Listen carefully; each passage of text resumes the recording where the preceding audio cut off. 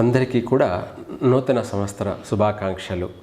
ఉగాది సందర్భంగా మనకు శ్రీ శాలివాహన శకం మన భారతదేశ కాలమాన ప్రకారంగా 1948వ సంవత్సరం, ఇంగ్లీష్ ప్రకారంగా 2026 గాను చైత్రశుద్ధ పాఠ్యమి గురువారం 19వ తారీఖు నుంచి శ్రీ పరాభవనామ సంవత్సరం. ఈ సంవత్సరం అంతా కూడా అందరికీ సర్వసకల శుభాలు కలగాలని, అందరూ కూడా సుఖంగా సౌఖ్యంగా కూడా ఉండాలని చెప్పేసి కోరుకుంటూ మనం తులారాశి గురించి, తులారాశి వారికి శ్రీ పరాభవనామ సంవత్సరం ఈ సంవత్సరం అంతా కూడా ఏ విధంగా ఉండబోతుంది, ఆదాయ వ్యయము, అలాగే రాజ్యపూజ అవమానాలు, పంచాంగ శ్రవణ ప్రకారంగా తులారాశి వారికి వచ్చేటప్పటికి ఆదాయం 5, అలాగే వ్యయం వచ్చేటప్పటికి 14. ఆదాయం 5, వ్యయము 14. ఇక్కడ అధికంగా ఖర్చు ఉంది. అలాగే రాజ్యపూజ్యం 6, అవమానం 3. ఇక్కడ రాజ్యపూజ్యము అంటే గౌరవార్థం వచ్చేసి అధికంగా ఉంది.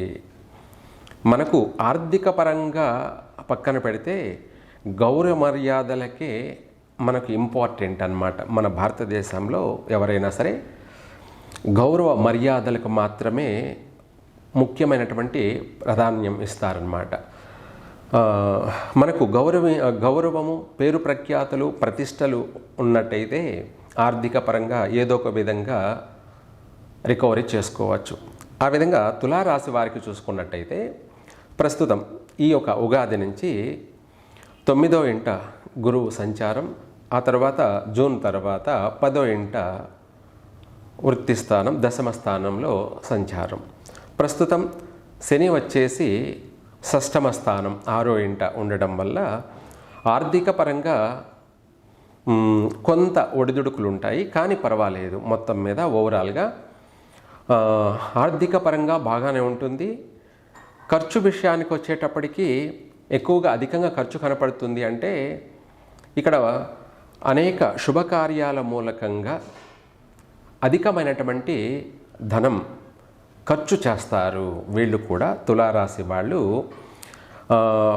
విందులు, వినోదాలు, శుభకార్యాలు, గృహ నిర్మాణాలు చేపట్టడము. ఈ తులారాశి వారు ఈ సంవత్సరం స్వగృహ ప్రాప్తి ఉంది.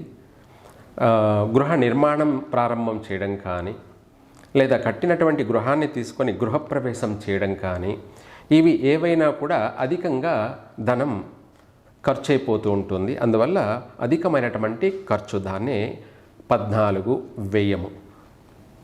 దీంతోపాటు అనేక శుభకార్యాలు ఈ సంవత్సరం చేపడతారు. వివాహ ప్రయత్నాలు కలిసి వస్తాయి. అలాగే ఎప్పటి నుంచో ప్రయత్నం చేసి కుదరక అవుతుందా లేదా అన్న సందేహంలో ఉన్నటువంటి వాళ్ళకి ఈ సంవత్సరం ఉన్న ఫలాన అనుకోకుండా ఊహించిన విధంగా సంబంధాలు కుదురుతాయి, వివాహం కూడా అయిపోతుంది. ఈ సంవత్సరం ఎక్కువ శాతం వివాహ కార్యక్రమాలు జరిగే అవకాశమే అధికంగా ఉంది. తులారాశి వారికి వివాహ ప్రయత్నాలు ముమ్మరంగా ప్రారంభం చేస్తారు.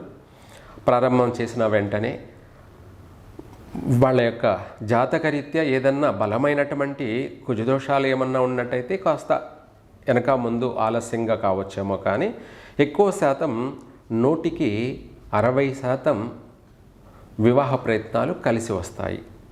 ఆ విధంగా కూడా విందులు, వినోదాలకు సంబంధించి, అలాగే నగలు, వివాహం అంటే మామూలు విషయం కాదు కదా. దానికే ఇల్లు కట్టి పెళ్లి చేసి చూడమన్నారు.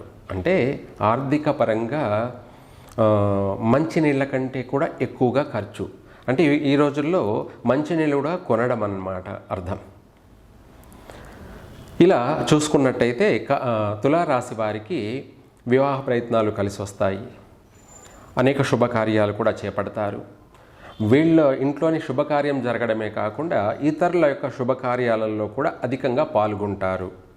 ఎక్కువగా విందులు, వినోదాలకు అటెండ్ కావడం, అలాగే ప్రతి విషయాలలో కూడా అధికంగా ఖర్చు చేయడం కూడా ఉంటుంది. అంటే విలాసవంతమైనటువంటి జీవితం గడపడానికి ఎక్కువ శాతం ధనాన్ని ఖర్చు చేస్తారు తులారాశి వాళ్ళు. ఈ సంవత్సరం మొత్తం మీద ఓవరాల్గా చూసుకుంటే ఏ పని అయినా కూడా సాధించే అవకాశమే ఎక్కువగా కనపడుతుంది. అంటే అనుకున్న పని, ప్రతి పనిని కూడా విజయవంతంగా పూర్తి చేస్తారు. శని అనుకూలత ఉంది కాబట్టి.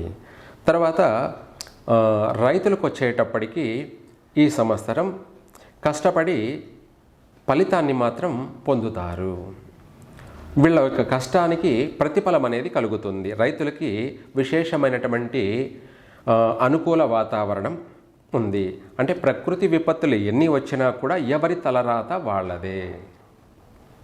కాబట్టి చాలా వరకు కూడా రైతులు ఈ సంవత్సరం తులారాశి వాళ్ళకి శుభకాలం అనే చెప్పాలి. అలాగే ప్రతి ఒక్క వ్యవసాయ పంటని అందిపుచ్చుకుంటారు. వాళ్ళకు మంచి గిట్టుబాటు ధర కూడా వస్తుంది. అలాగే కౌలు రైతులకు కూడా కొంతమేర ఊరట, ఉపశమనం కలుగుతుంది. గతంలో చేసినటువంటి రుణాలని ఈ సంవత్సరం తీర్చుకుంటారు రైతుల విషయంలో.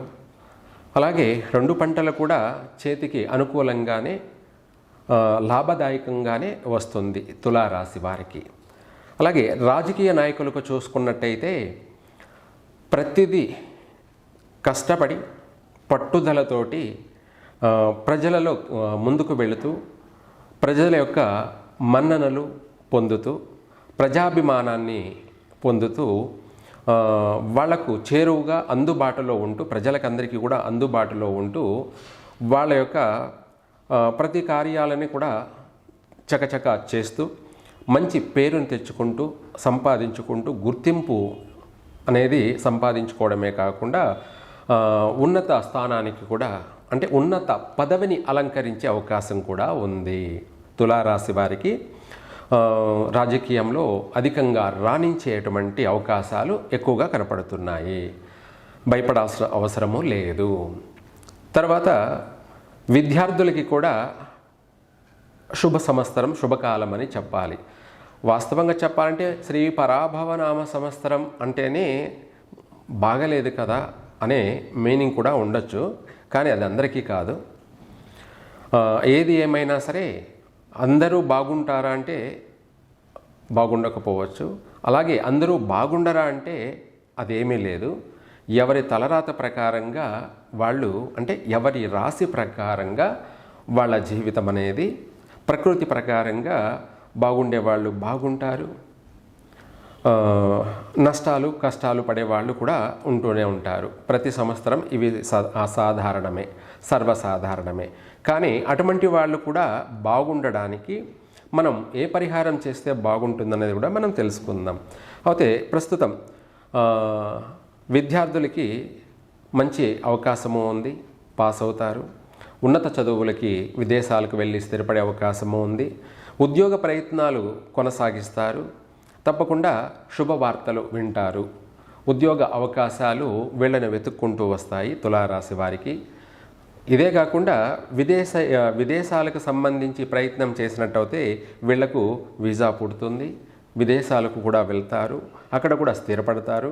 అక్కడ కూడా ఉన్నత రంగాలలో రాణించగలుగుతారు, గుర్తింపు పొందుతారు. వీళ్ళకు కూడా సన్మానాలు, సత్కారాలు, వీళ్ళు చేసినటువంటి గొప్ప గొప్ప కార్యాలకు గాను గుర్తించి వీళ్లకు మంచి పేరు ప్రతిష్టలు, ప్రఖ్యాతులు కూడా సంపాదించుకుంటారు. ఇదే కాకుండా కోర్టు వ్యవహారాల విషయాలలో కూడా ఈ సంవత్సరం విజయం వరిస్తుంది. విజయాన్ని పొందుతారు తులారాశి వారు. ఈ సంవత్సరం ప్రతి విషయాలలో కూడా ఎక్కువ శాతం వాళ్ళ అనుకున్నది సాధించే వరకు మాత్రం వదిలిపెట్టరు. పట్టుదలతో, మనోధైర్యంతో ముందుకు వెళ్తారు. దానికి కాస్త ఇందాక మనం చెప్పుకున్నట్టు తులారాశి వారికి కొంతమందికి కొన్ని ఆటంకాలు ఉన్నాయి. కాబట్టి వాళ్ళు అందరూ కూడాను పరిహార మార్గం ఏమిటి? ఈ యొక్క తులారాశి వాళ్ళు శివుడికి సోమవారం కానీ లేదంటే శనివారం కానీ పెరుగన్నంతో అభిషేకం చేస్తూ వెళ్ళండి.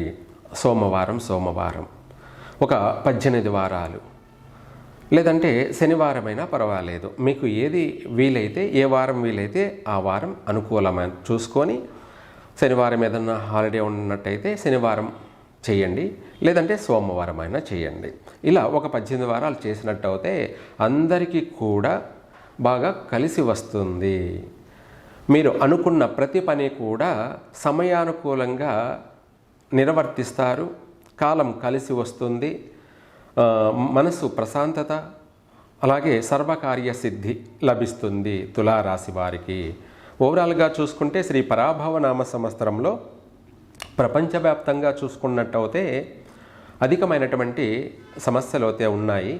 కానీ తులారాశి వారి ఎక్కువ శాతం బయటపడే మార్గాలే అవకాశాలు ఉన్నాయి. అంటే ఎక్కువ అన్ని సమస్యల నుంచి బయటపడే అవకాశాలు ఉన్నాయి. తప్పించుకు తిరుగువాడు ధన్యుడు సుమి అన్నట్టుగా ప్రతి సమస్య నుంచి వీలైనంత వరకు జాగ్రత్త పడతారు, వాటి నుంచి బయటపడతారు, సేవ్ అవుతారు కూడాను. ఇది ఎక్కువగా ఉంది. అలాగే వాళ్ళ తలరాతను బట్టి కొంతవరకు ఈ సంవత్సరం కూడా వాహన ప్రమాదాలు, కొన్ని సమస్యలు ఉన్నాయి.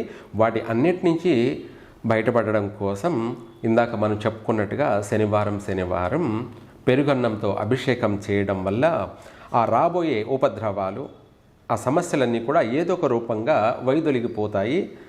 అందరూ కూడా క్షేమంగా ఉంటారు.